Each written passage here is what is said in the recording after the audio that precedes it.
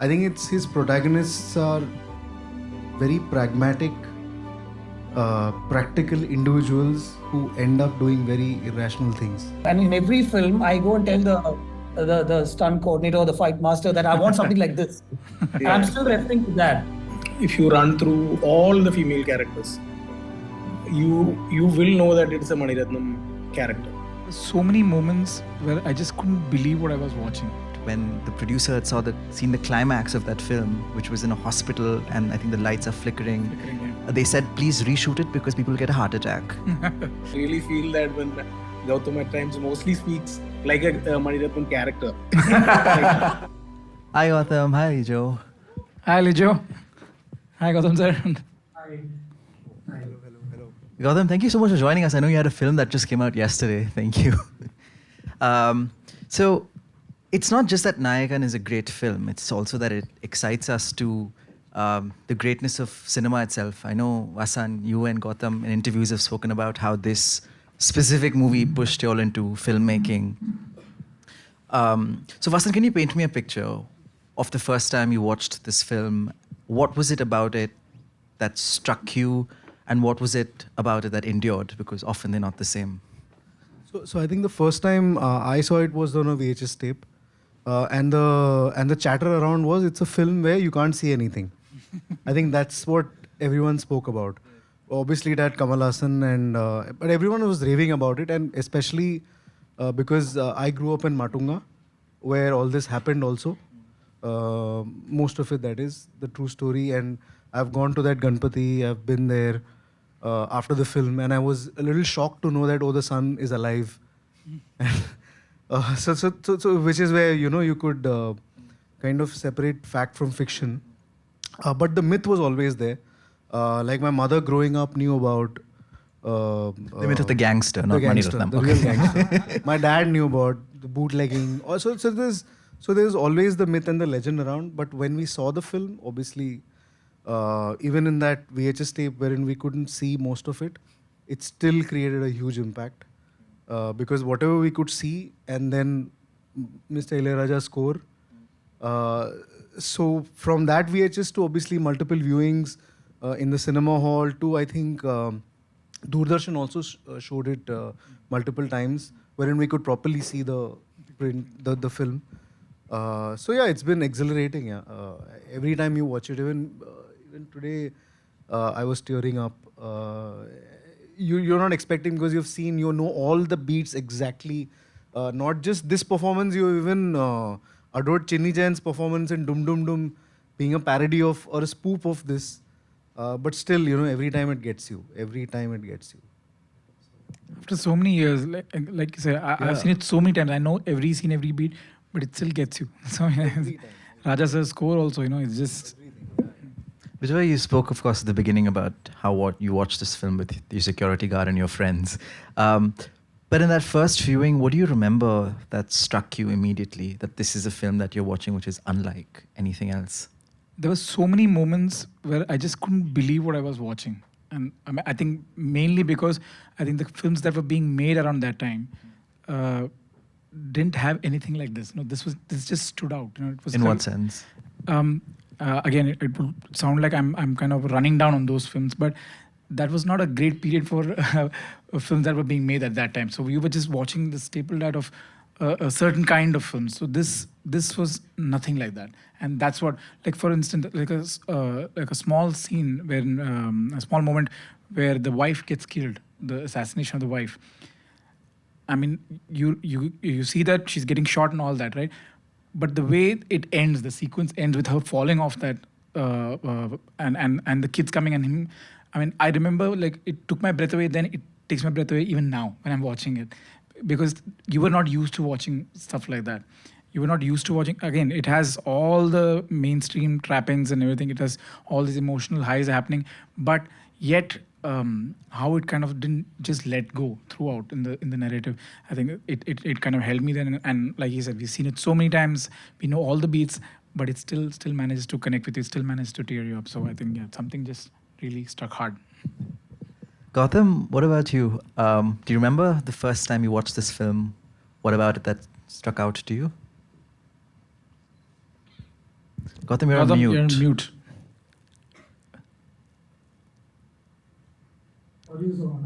Yeah, We can hear now you. can. Yeah. It's pretty much Vasan Bala's story. I happened to see it on a VHS, finished my 10th standard.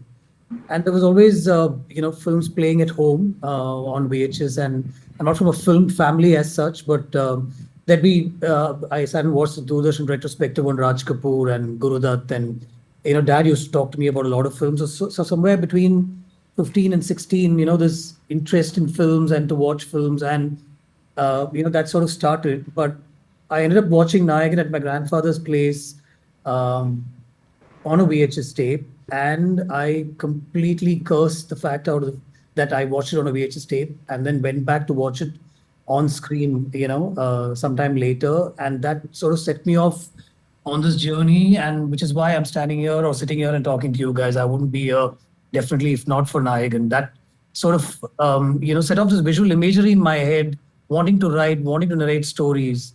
Also ended up trying to, Bejoy is one of the lucky few, but I also ended up standing outside Mani Sir's gate for many years, like 2 years almost.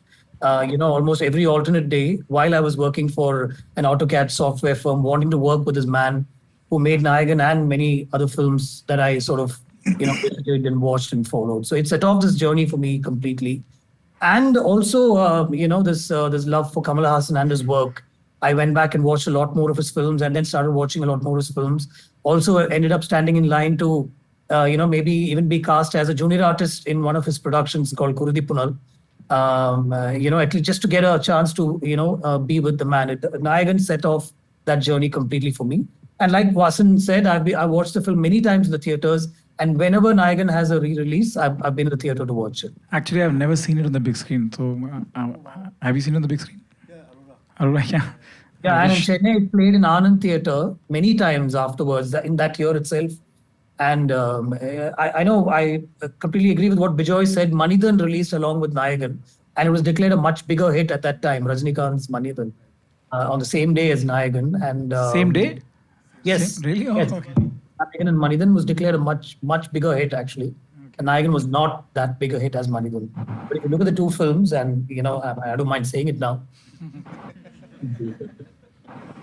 Lijo, what about you? Your debut film is called Nayakan also, right? Is that Yeah.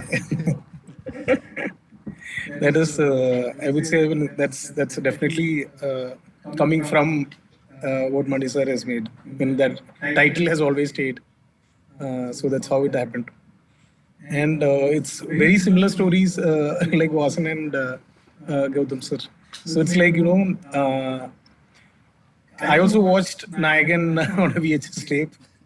So it's like, so the first film I watched of Mani Sir was Dalapati, but that was in theater. That was the first theater watch. So I was, I remember like 8th or 9th standard or something. So there was this carpentry going on the next house, and there was some Tamil guys who were working there. So they wanted to watch this first day release of this film, Dalapati. So I went along. And it was like entering the theater itself. I remember that it was like it's a full house theater, and tank. So that's how it starts. So as you enter, you get the vibe. So after watching Dalapati, there was this like VCR TV hiring out in a neighborhood house. So we all go there. We sit and watch films continuously, like over 2 or 3 days. So I wanted to watch other films of this director who made Dalapati. So that's how Nayakan was there as a videotape, and that's how we watched Nayakan. But later, I'm sure when I watched it in theater for a different. I mean, it was like some release it had for a few days as a filler. So then I was lucky to watch it in theater at that point. And one thing I'm sure about Mani Sir's films, especially Nayakan and most of his films, that I was trying to differentiate as a kid that what is the difference between all these films we see and these films which comes from abroad and we watch as English films and Hollywood films and all that. So why are films like, well, I mean, why is it looking this way? So, like Bejoy said, so that was a big question of our discussion. And then later, when Manisa's films came, so our films also can look this way. It can look grand and aesthetic and all that. So definitely, I mean, it is. These are the greatest of influences at one point, which brought a lot of filmmakers, includes me, to the kind of scene it is, cinema it is. Yeah. And then there's also a full circle moment because during the pandemic, there was an Instagram live with Mani Ratnam where Yeah, he called you one of India's finest filmmakers. So that's a lovely little Oh, circle. that's just him being Mani sir. That's it. So I'm really glad that he because when I was just browsing and this was happening, I didn't know it was live also. So then suddenly when they started speaking on screen, then I realized, okay, it's all live. Okay. So, so wonderful. I'm really glad that he at least thought that way. Thank you. So there's something very strange about this period, right? Because he was shooting Agni Nakshatram and Nayakan simultaneously. And Agni Nakshatram is a it's this sort of film that's, I feel like it's scrubbed by light almost, right? Like there are these song sequences where it's just silhouettes. And I remember, I think he said in an interview with Bharadwaj Rangan that when the producer had seen the climax of that film, which was in a hospital, and I think the lights are flickering, Yeah. they said, please reshoot it because people get a heart attack. He didn't, of course, and he stayed with it. And there's this terrible reputation that he has, his films are very dark because the projection quality of that period, of course, wasn't very good. What was it? And all of us seem to have watched it on VHS before watching it in theaters. What was it that you all were watching? If the quality was bad, what was it that you all were drawn to? What is this innate, almost lunging towards the screen? What was it that you were lunging towards? In fact, I remember watching Anjali. And if you remember, the first frame of Anjali is this two kids on this dark highway and trying to stop her. I didn't even know that it was Mani Sir film. But the moment I saw that frame, I knew, okay, that is a Mani Sir film. Because by then you had seen Nayak and Agni Nakshatram. You knew that this is definitely from the same school. But yeah, VHS at that time was... I think which is also the magic of cinema is at that impressionable age, it really didn't matter. I think if the storytelling grabbed you, you kind of filled in the darkness through your imagination. And I think this filmmaking was so good that even bad quality didn't affect your viewpoint of a film, or it didn't affect the reaching out, like to a core memory. So I think kudos to that filmmaking. And even Agni Nakshatram, again, the chatter was you can't see anything. And but I think we all collectively probably have a memory where, especially in Five Gardens where we used to stay, there were those railings. And because there were so many teenagers and youngsters there would be police patrolling. And I always had this dream that, one day one police guy will come.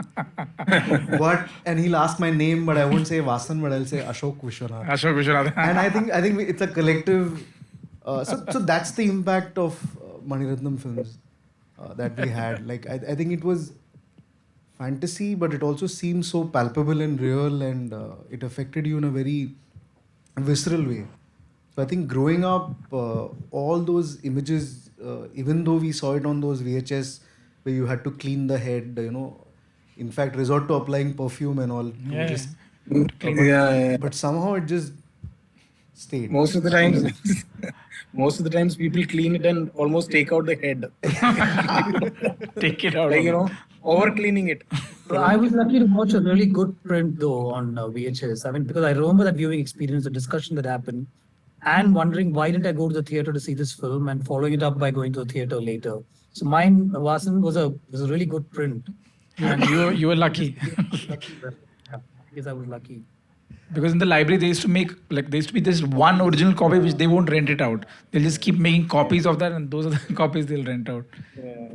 I remember later that year when the national awards were announced and Kamal sir won the national award for best actor.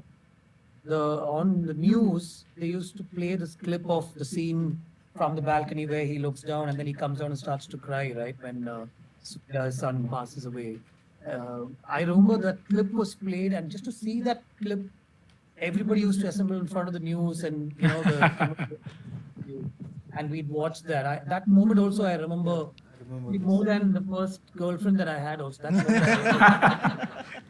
So true, and even in fact, they would also be like they would educated us on how he gained weight through the filming and How they what he shot it did. chronologically, Even yeah. because in his later years, when he has to walk, there needs to be a little more friction on the thigh.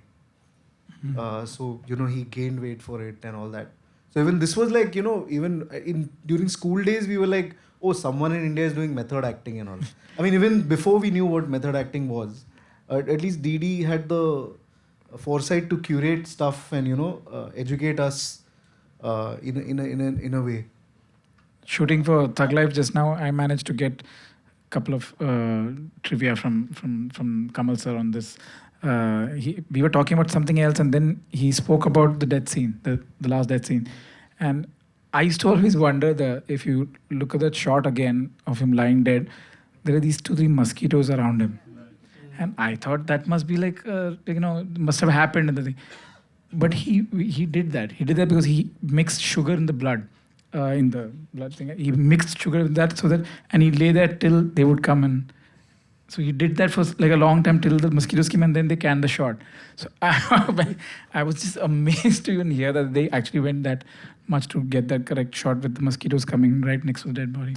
Yeah, even if you see in that shot where Kelkar, I don't know why it's such a strong memory that before he hits him, he always like looks back. But before that, Kamal's just grabbed the chain a bit so that when Kelkar hits him, he let go of the chain and there'll be like a lump, like the body weight will fall, vis-a-vis like So showing the impact of the hit. And he's doing this all in camera, but you're all busy You're looking not at noticing. Kelkar while he's just done that. He's tightening himself. Yeah, tightened himself so Bracing that himself he for can that. let go. And so many of these scenes wherein The push. he's been pushed by junior artists, and because his gaze is at the dead body, no matter where his body is going. He So keeps many of going. these, I think probably we've seen it so many times. that, Exactly. all this just and still it's so effective. Well, it's not just that you've seen it so many, you also become filmmakers. They say that, I think Arundhati Roy said that readers read, but writers read conscientiously. And I'm assuming the same thing with cinephiles, right?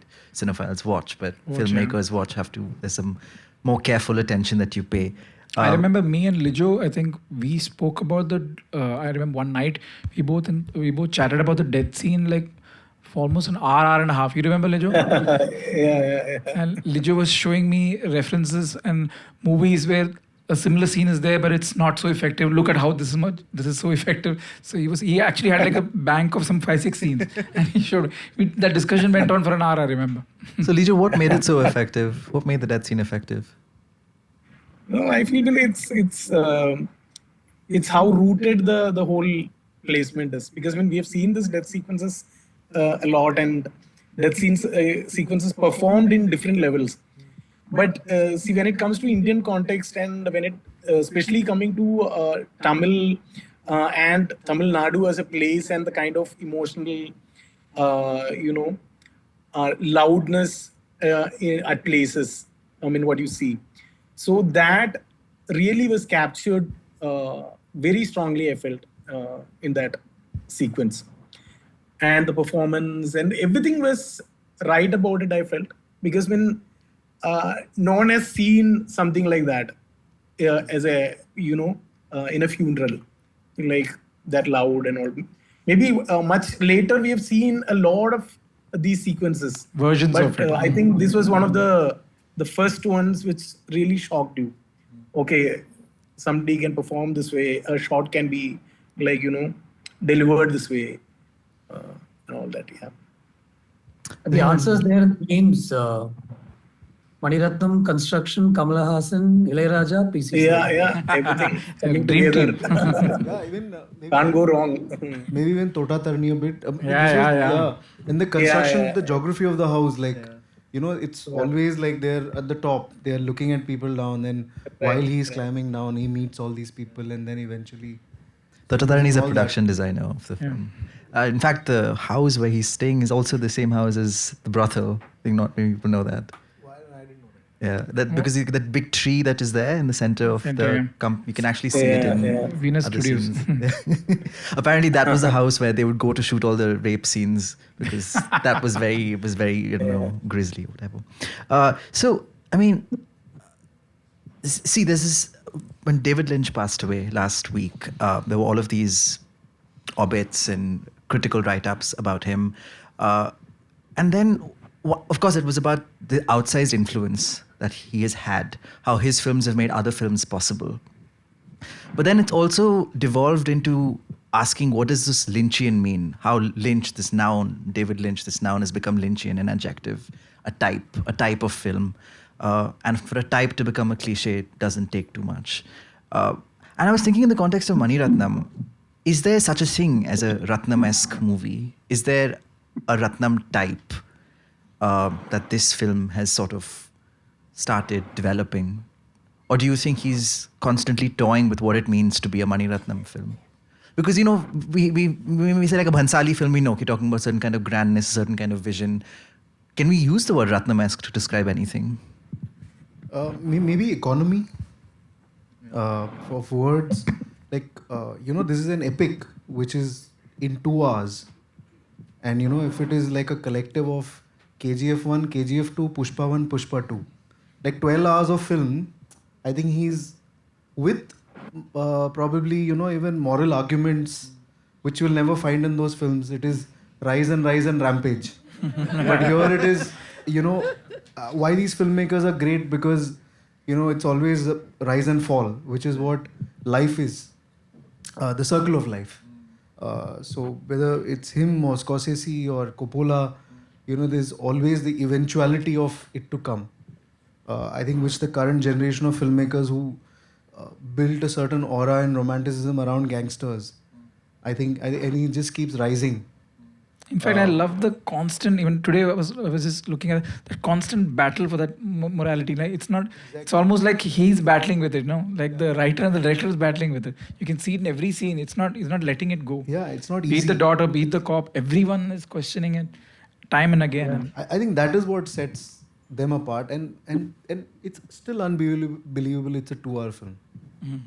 It's a lifetime. I mean, even now we write a film like one guy went out, got bread, lost his slippers, got slapped. That's a 2.5-hour film. It's incredible. Probably economy, maybe. I like that. Very well put. What about you, Bejoy? I wouldn't. Maybe I'm being biased, but I don't.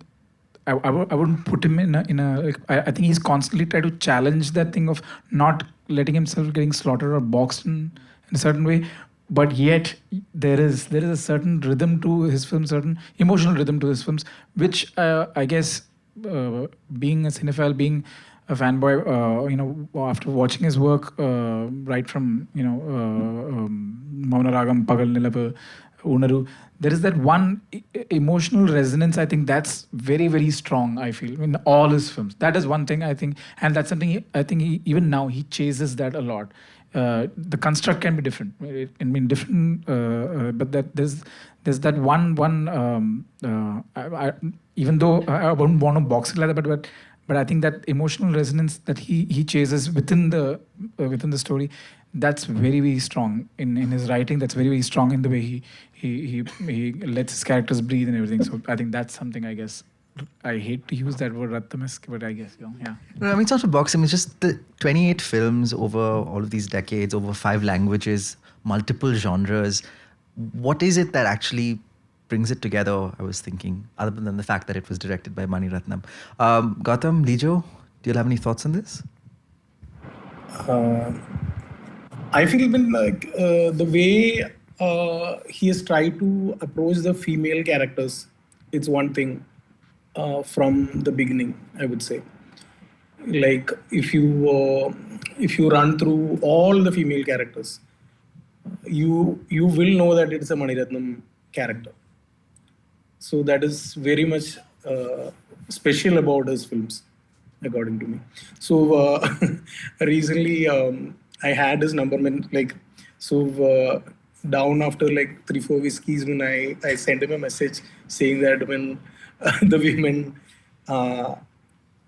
women of your films always look beautiful. What is this trick? So I just want to learn that. So he said that it's very easy. They're all very beautiful. That's why. So, but I'm sure that it's not just them being beautiful. The way they are portrayed and featured in a Mani Ratnam film is different. The way they speak, the way they emote, like always has something very special. And I want that Ratnam-esque thing. I want that in every film. And I think he's only given that. I won't put it under the repetitive sort of thing, right? You walk into a Mani Ratnam film, I said that recently also to him. I've never been able to come out of a Mani Ratnam film, and something with the construction, with the staging, with one scene at least will have one tracking that will go on, in like, for example, in Ravanan and even in Ponniyin Selvan. In Ponniyin Selvan, Vikram is on a horse and the entire scene is constructed as the horse is moving around and stuff. In Ravanan, it's that, scene where Vikram is, which goes round and round, and then there's also dialogue. And so there's something that is Ratnam-esque that I look forward to every time I watch a film, and that's what draws me even, I have no problem with that. I want that to be. Even Iruvar is... Iruvar's got some crazy design shots. Crazy, yeah.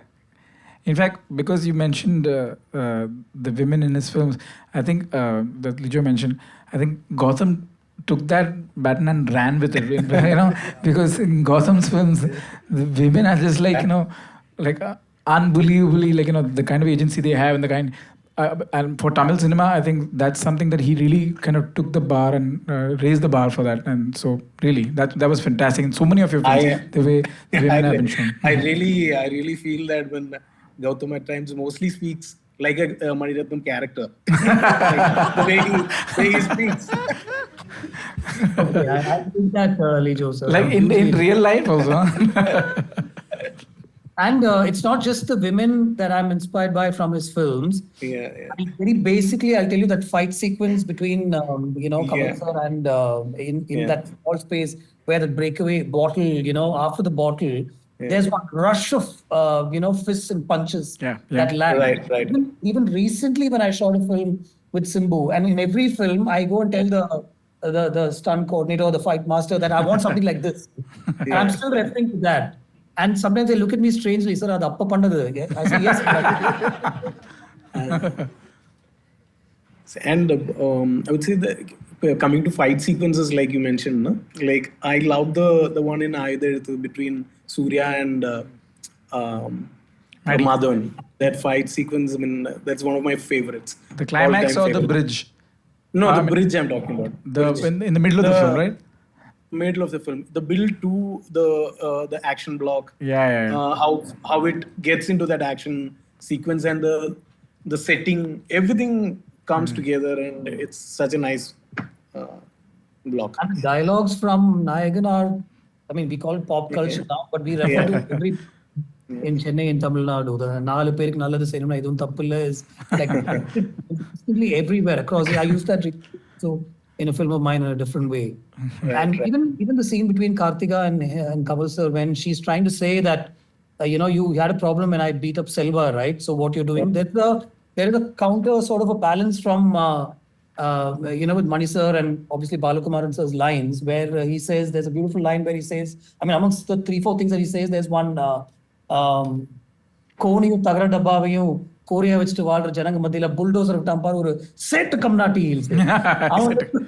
And that modulation changes across the 4 lines. And it becomes soft when he says Ungamma Naduratri Suttambar, Aunartha Sol Nanartra, So there's one that's the construction and the delivery that I'm talking about, which is so Ratnam-esque that you want in every film, See what this is what I mentioned. And I've not seen the film in a month's time. I'll probably look at it again and sometime I wish I was there. This is in my head. Kartika, again, what a phenomenal performance, right? Yeah. She's a terrific actor in Malayalam, but I think in Tamil I've not really seen her much. not seen much of her work, but this film, the way this character just plays out, she was just outstanding in the film.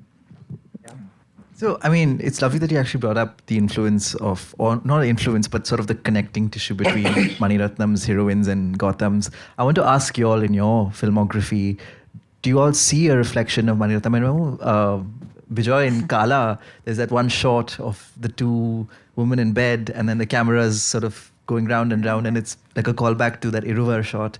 But are there other more explicit, perhaps symbolic, perhaps latent I think how much ever reflections? I try and run away from it, it kind of creeps into my work. But and definitely, I would be lying if I say that I'm not been influenced by his work or from his filmography. But knowingly, I definitely try my best not to go there. But yeah, I'm sure all of us, time and again, because we grew up watching these films, and like Lijo said, these are the films that made us want to get into this. These are the films that we watched and said that, you know what, we can also do stuff like this. So somewhere that inspiration, somewhere that influence definitely creeps into my work for sure. But Bejoy, for you also ended up assisting him and actually Right. seeing the method to the madness Yeah. and seeing that, okay, where is this coming from? Does that change the way you've related to his films in any way? It made me, and this has happened the last, I would say, 5-6 years. It made me want to revisit the films with a different gaze now.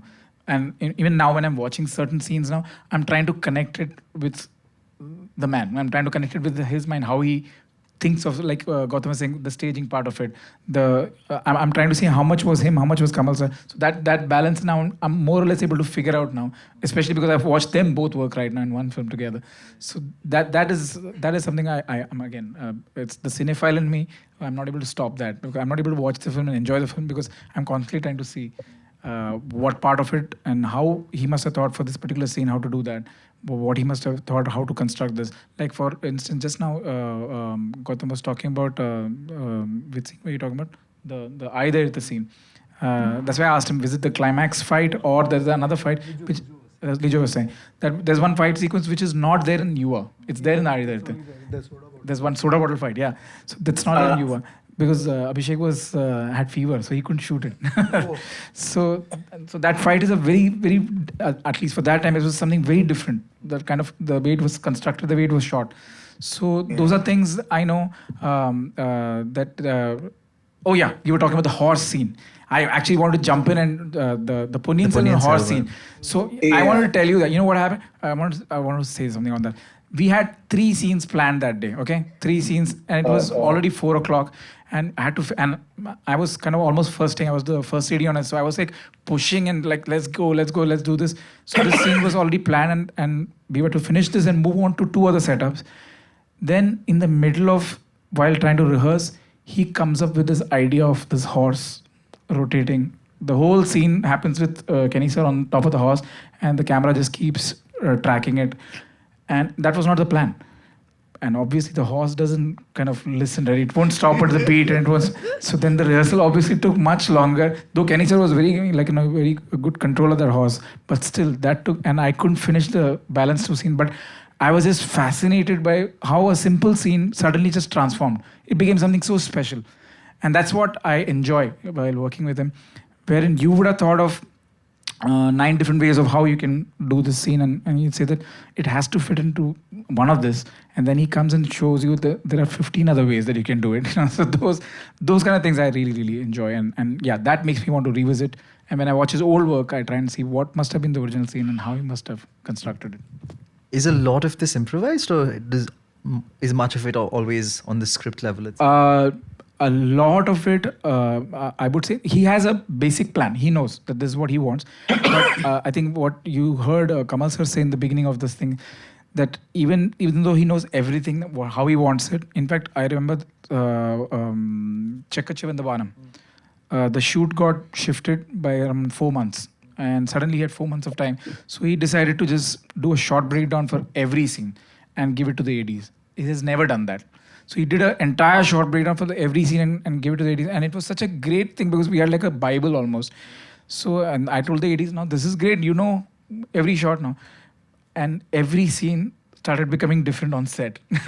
Every scene had a different, because he was working with the actors, working with the space. So that's something I think he enjoys doing, and he's constantly trying to push himself. And I've seen that on set, and that's what Kamal sir mentioned, that he will be just walking back and forth on set and trying to figure how can he do this a bit more differently than what he's done before, and how he can serve the scene a bit more better, make it a bit more effective. And it can be from a line, it can be from a shot, it can be from a look that the actor gives, but he will push for that. He'll constantly push. The most simplest scenes, he'll try and make it as complicated as possible.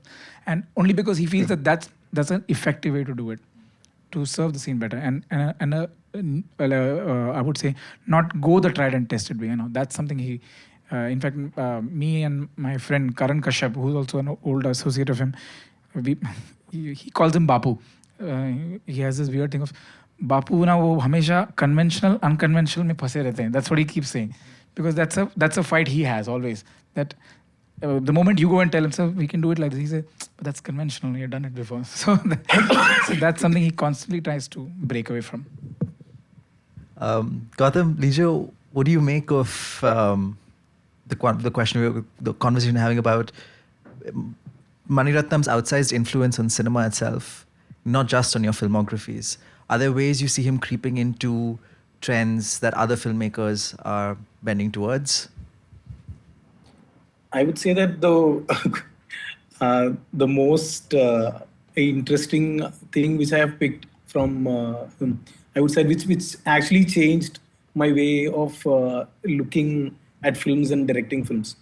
So that was like one of his interviews. I think it was either a print interview or a visual interview where somebody asked him about the technique and how you understand the kind of technique with the equipments and how you approach each department.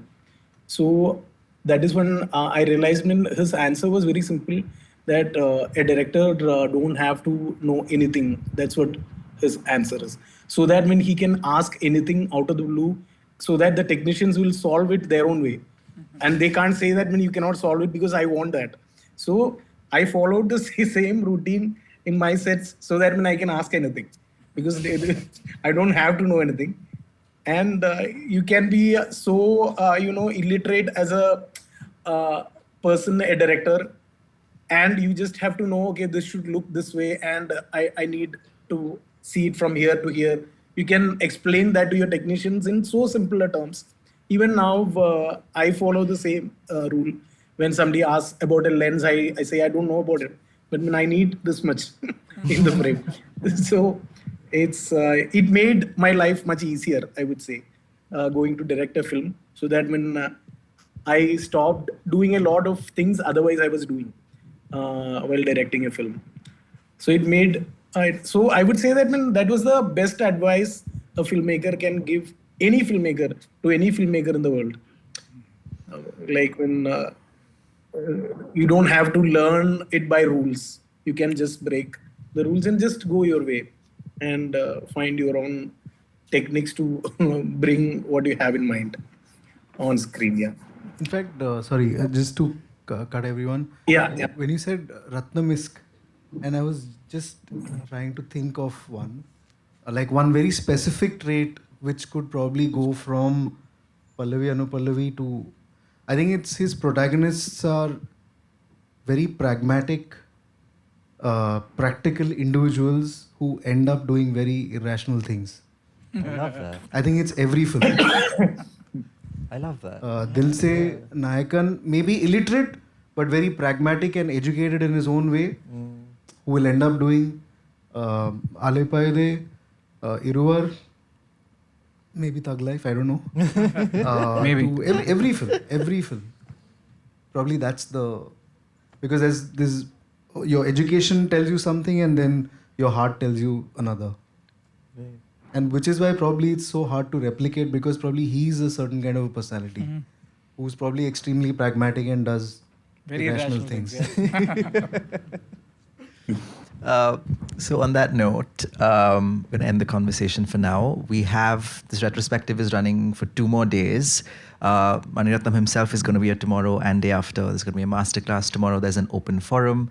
I hope you all join us for that. We have 6 more films showing over the next 2 days. So I hope to see all of you. Gautam, Lijo, Bejoy, Vasan, for your art, your work, your insights today. Thank you. Thank you so much. Also, I just want to share one thing. Yeah. I think 2005, when I was obviously stationed outside Madras Talkies for a couple of months before Sudha Kongara, who made Sarfira and Surre Potru, she is like, please go back to Bombay. So you know, today we worry about our data and all. Those days, all our addresses and phone numbers would be out there on something called a directory.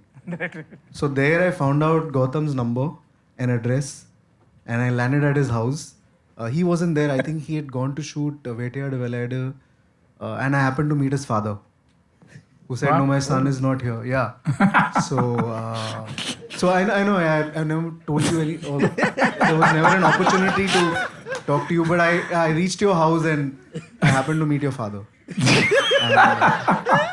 And he was much nicer than Sudha.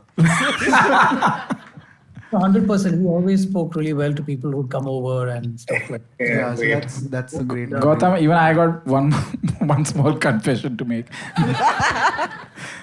So Gautam did this really fab conversation with Mani sir. He did an interview, it was a phenomenal interview, and he was so sweet. I think this was the first time that he was doing the thing. He gifted him a MacBook Air, and right? Am I right, Gautam? You gifted him a MacBook and Mani sir already had. Huh? Nobody was supposed to know about it, but yeah, now. Yeah, but what you don't know is that he gifted it to me. So that's a confession. So I sit and write my scripts on the same one. I want to tell you that. Is this? We're all Does connected. this I like MacBook- Jidda for sure, and we're all connected, you know. No, does this MacBook Air gifting is still happening? Lijo, you know who to ask. Lijo, for the kind of films you're making, MacBook Air is much better. Okay, but really, I want to say one thing. All these guys, Vasan, Gautam, Lijo, it just like within 5 minutes of me making the call and saying that, can you guys join? They immediately agreed. So thank you so much for being so sweet about it. Really, Thank you so I much. really appreciate this. Thank you a lot. Thank you for making us part of this. Yeah. Yeah, Yeah, thank you for being part of this and super initiative, Bejoy. In fact, I got a lot of people asking me if I'm going to bring this to other cities as if it's the touring retrospective. But so let's see how well this does. One day, hopefully. One day, yeah, sure. On that note, thank you. Thank you so much. Thank you all.